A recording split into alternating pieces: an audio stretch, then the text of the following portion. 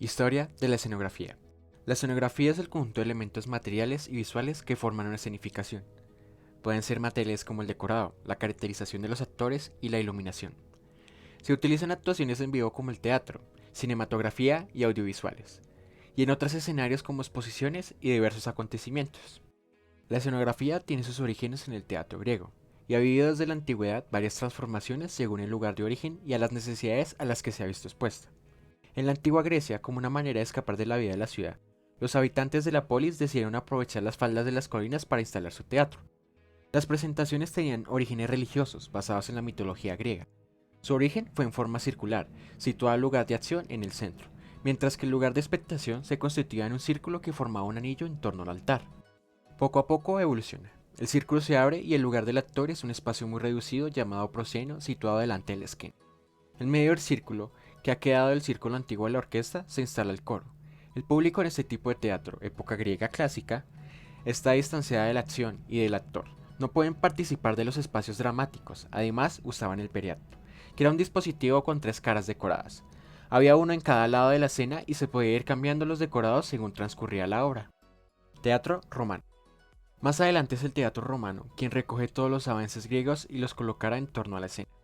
Interpretará comedias y todo tipo de teatro para que el público vaya solamente a divertirse y a olvidarse de las cosas cotidianas de la vida. A diferencia del teatro griego, que era trascendental, cuestionador y filosófico. Teatro en el Renacimiento. En este periodo, la preocupación del escenógrafo será cómo vestir el teatro para darle mayor verosimilitud a las historias contadas. Se contratan a los mejores pintores de la época y dan gran importancia a la perspectiva. Este sería el gran invento del Renacimiento. Mediante telones pintados, que eran verdaderos cuadros, representaban una multitud de entornos como plazas, ciudades y palacios. Ante la necesidad de hacer aún más verosímil el entorno, comienzan a aparecer los primeros practicantes escenográficos. Con este descubrimiento, comienzan a instalarse objetos en el escenario, en el orden del más grande al más pequeño, para potenciar la perspectiva. Una excepción fue el teatro isabelino, que se manifiesta de una manera muy especial, ubicando el público en U y dejando prácticamente el escenario vacío, libre de objetos, donde el público tendrá que encargarse de imaginar la escenografía. Teatro medieval. En el siglo XIV comienzan las representaciones de teatro callejeras, muchas veces encima de carros, pero poco a poco se empiezan a construir tablones elevados que se cierran por 3 lados, dejando libre la parte donde se situaba el público. La mayoría de las obras que se representan son religiosas y cada vez son más complejas, por lo que se empiezan a utilizar decorados escénicos, se multiplica el uso de los telones y de decorado. Poco a poco se fueron perfeccionando los efectos y decorados, con fuentes de agua natural, incendios reales y explosiones, hasta llegar a su máximo en la gran tramoya de los autos sacramentales. Hasta finales del siglo XVI no se construyeron en Europa los primeros edificios dedicados a las representaciones teatrales. La escenografía moderna.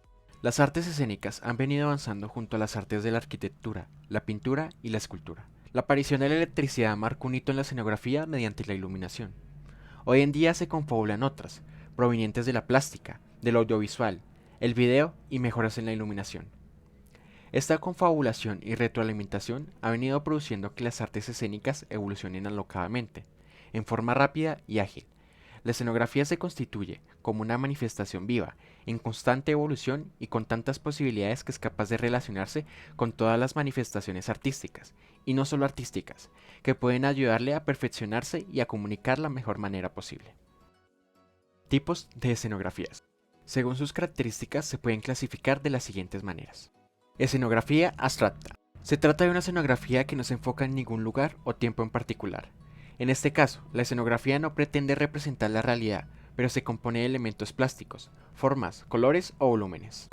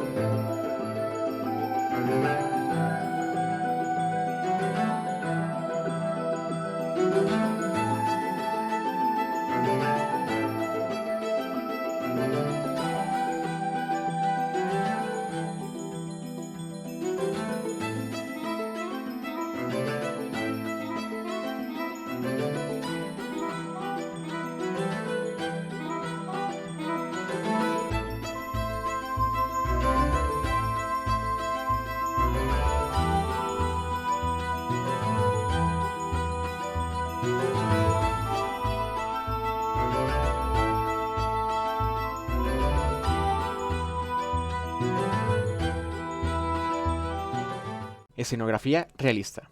En este caso, la decoración representa un lugar que parece real.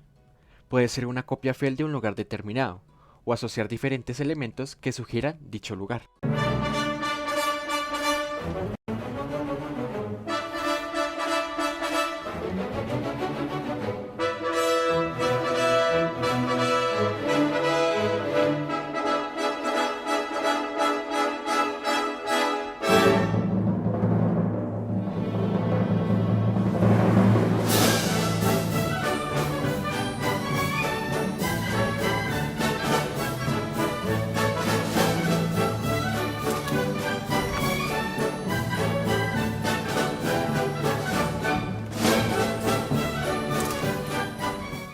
Escenografía sugerente. En ella encontramos la combinación de elementos realistas y abstractos. Al ver el escenario podemos tener información de dónde y cuándo sucede la historia, pero al mismo tiempo nos puede transmitir la sensación de que estamos presenciando un sueño o una experiencia surrealista.